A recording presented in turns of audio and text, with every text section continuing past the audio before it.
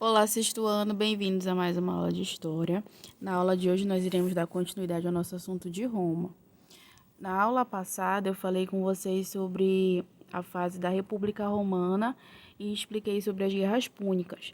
Hoje nós vamos estar falando ainda sobre a fase da República Romana, mas eu vou falar com vocês sobre as consequências das guerras para Roma, quais foram as consequências ruins que as guerras trouxeram para a cidade de Roma. Vou falar sobre os conflitos sociais que aconteceram em Roma, principalmente em relação aos plebeus, tá? Vamos ver se a gente consegue entrar na parte do Império também na aula de hoje. Bom, são basicamente duas consequências que as guerras e a expansão romana vão trazer para os governantes romanos. A primeira grande consequência é o empobrecimento dos plebeus. O livro de vocês traz um esquema aqui todo em quadradinhos, explicando como é que os plebeus vão perder as terras, como é que eles vão empobrecer, vão precisar ir para a cidade em busca de novos empregos. Aqui está tudo detalhado, mas de maneira simples, o que acontece? Os plebeus eles iam para a guerra e quando eles voltavam, eles acabavam se endividando. E aí, com essas dívidas, eles acabavam perdendo as terras para poder pagá-las. E aí, sem terra, ele não tinha como ficar no campo, né? Então, ele ia para a cidade. Aí, lá na cidade, ele ia em busca de emprego. Só que chegando na cidade, qual era o problema? A cidade estava toda cheia de escravizados. As pessoas, elas tinham muitos escravos, então os escravos faziam todo o trabalho. E aí, ao invés de você contratar um plebeu para fazer alguma coisa, você preferia ter um escravo que aí você não precisava pagar, né? Então, é essa consequência, o empobrecimento dos plebeus e a perda das terras, e também o aumento no número de escravos. Por quê? Toda vez que Roma ia conquistar um novo território, eles acabavam pegando prisioneiros de guerra. Então, as pessoas que eles estavam conquistando acabavam se tornando escravos em Roma. E aí isso é uma consequência ruim, porque acaba gerando desemprego, né? Que afinal o escravo você não paga um salário, mas o plebeu que vai trabalhar para você, você precisa pagar. Lá na frente, quando eu for explicar os conflitos sociais, você vai ver como isso se relaciona com os problemas que Roma vai estar passando. Porque o fato dos plebeus estarem sem empregos vai provocar um conflito ali na sociedade romana. Aqui na parte de baixo fala sobre esse aumento da escravidão. Aqui a gente vê uma imagem que demonstra os gladiadores. Isso vocês têm que ter consciência. Os gladiadores, eles eram guerreiros, faziam os espetáculos, como eu já falei para vocês lá no Coliseu. Porém, esses gladiadores, eles eram escravos. Eles eram prisioneiros de guerra que ficavam nessa função de treinar e de lutar entre si para entreter a população romana. E muitas vezes esses espetáculos, eles iam até a morte, tá? Participavam também tigres, animais selvagens para lutar contra esses gladiadores. Então, os gladiadores eram escravos, muitos eram prisioneiros de guerra, que eles treinavam especificamente para esses espetáculos, lá no Coliseu. Aqui nessa página a gente já vai falar dos conflitos sociais. Como eu falei para vocês que os plebeus vão passar por uma dificuldade quando eles chegam na cidade, em algum momento esses plebeus vão querer lutar para melhorar sua condição de vida. Por isso que o livro de vocês traz essa linha do tempo, que fala sobre as conquistas dos plebeus ao longo dos anos. Eles vão aos poucos lutando por mais direitos, lutando por mais participação política, lutando para melhorar a sua condição de vida, que estava muito ruim, como eu já expliquei para vocês. São basicamente 5 conquistas que o livro de vocês apresenta para a gente, tá? A primeira conquista dos plebeus é o tribunato da plebe, que eu vou já explicar o que é.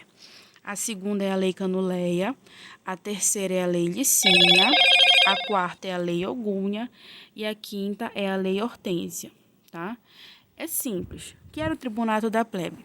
Era um órgão pelo qual os plebeus podiam participar da política. Era tipo um órgão só para os plebeus. Aí, através desse órgão, eles poderiam ter conversas com os senadores, poderiam convocar reuniões, poderiam propor novas leis para os plebeus, poderiam intervir em nome dos plebeus. Porque antes do tribunato da plebe, era como se os plebeus não existissem na política. Então, a partir de agora, eles vão passar a ter participação. Depois eles conseguiram a lei Canuleia, que eu falei em sala para os meninos, que é a lei do amor. porque a lei Canuleia permite o casamento entre patrícios e plebeus, que antes era proibido, patrício só com patrício e plebeu era só com plebeu. A próxima lei é a Lei Licínia, que é a lei da liberdade. Lei Licínia, a lei da liberdade. Por quê? Porque era a lei que aboliu a escravidão por dívidas em Roma. Para você se tornar escravo na antiguidade, ou você era um prisioneiro de guerra, ou você se tornou escravo por causa das suas dívidas. Então, a lei Licínia, ela acabava com a escravidão por dívidas. A pessoa não era mais permitido que ninguém se tornasse escravo por causa disso, por esse motivo. Também a lei Licínia dizia que sempre um dos cônsules, que na aula anterior eu falei para vocês que eram 2, sempre um dos cônsules deveria ser plebeu, tá? A próxima lei, quarta lei, é a Lei Eugúnia, que é uma lei que tem a ver com a religião. Essa lei dizia que os plebeus poderiam se tornar sacerdotes. Antes, os plebeus não poderiam se tornar sacerdotes. Eles participavam da religião, participavam das cerimônias, mas não podiam ser sacerdotes. E a quinta lei é a Lei Hortência. Ela determinava que as decisões tomadas pela Assembleia do Povo se tornariam leis por meio de votação. Então, a Assembleia do Povo é aquela assembleia lá formada por patrícios e também por alguns plebeus. E aí, devido a essa lei, a partir dessa Lei Hortência, as decisões tomadas lá na Assembleia do Povo vão poder se tornar lei, tá? Não vai precisar de toda aquela aprovação do Senado. Uma outra conquista que fala aqui nesse texto de baixo é a lei frumentária. É uma palavra difícil, mas o significado é simples. Lei frumentária. A lei frumentária foi muito boa para os plebeus, por quê? Porque dava o direito dos plebeus comprarem trigo por um preço mais em conta. Então, isso daqui era ótimo, porque os plebeus poderiam fazer com o trigo várias coisas. O trigo dá origem a vários alimentos: pão, bolo, massas, a própria pizza também é feita de trigo. E quem conseguiu a lei frumentária foi o Caio Graco. O Caio Graco atuou dentro do Tribunato da Plebe, que foi uma das primeiras conquistas dos plebeus. Tá? Então, ao todo, aqui na linha do tempo, nós temos 5 conquistas: o Tribunato da Plebe, a Lei Canuleia, que é a lei do casamento, a Lei Licínia, que é a lei da liberdade, a Lei Eugúnia, que é a lei da religião, e a Lei Hortência, que é a lei que dizia que as decisões da Assembleia poderiam se tornar lei. E aqui embaixo a Lei Frumentária, que é a lei que dava trigo a preços mais baratos para os plebeus. Na próxima página, tem um textão falando para vocês a respeito do fim do Império Romano, ou melhor, do fim da República Romana, que é a segunda fase. Você não pode esquecer que a história romana ela tem 3 fases: a monarquia, a república e o império, tá? Nós já vimos que para a gente sair da monarquia e passar para a república foi porque o rei tentou dar um golpe no Senado, só que aí o Senado foi mais esperto e deu um golpe no rei. E para a gente sair da república para ir para o império, o que acontece? É algo simples. Como Roma era um império, uma cidade, um povo que estava sempre se expandindo, estava sempre conquistando novos territórios, um grupo de pessoas que ganhava muita visibilidade em Roma eram os generais. Por quê? Porque os generais eles eram as pessoas que iam para as frentes de batalha e conquistavam os territórios. Então, os generais foram ganhando cada vez mais poder e prestígio em Roma, até que eles começaram a entrar para a política. O livro de vocês cita o Caio Mário, por exemplo, e cita também o Sila, tá? O fato é que esses generais foram ganhando mais espaço dentro da política e o Senado romano, que era a instituição mais poderosa, foi perdendo espaço.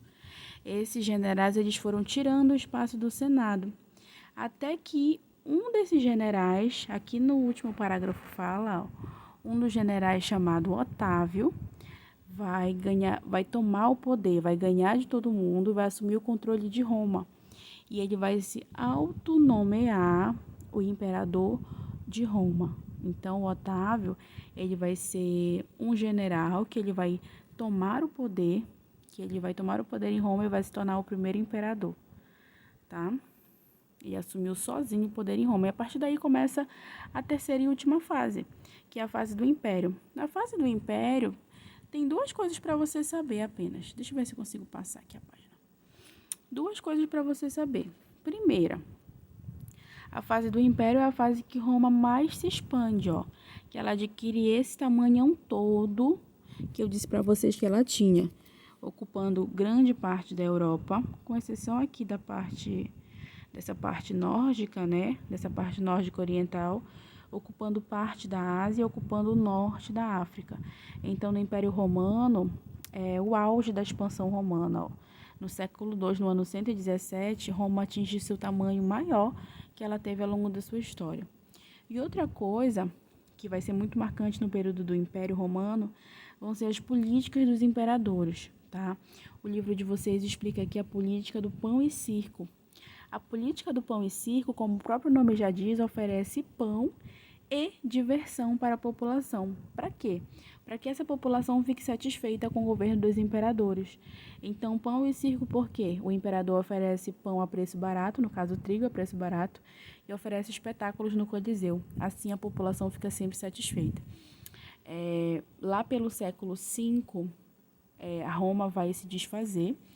Roma vai deixar de existir, vai dar origem a uma nova fase na história da Europa. É uma fase que nós iremos estudar no próximo capítulo, certo?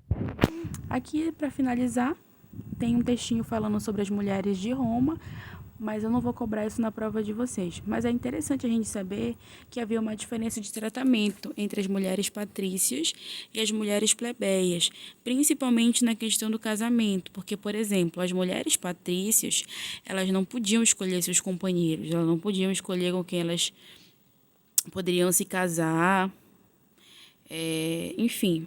As mulheres plebeias, elas podiam escolher esse casamento sim, elas não precisavam do pai ou do irmão mais velho para escolher o marido delas e tudo mais, tá?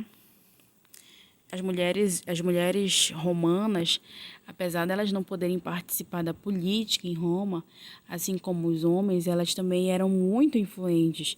Elas muitas vezes estavam por trás dos homens, por trás não, ao lado dos homens em grandes decisões que eles tomavam, ou influenciando a política também, estavam por trás de grandes tramas. Então as mulheres romanas, elas também foram figuras bastante importantes.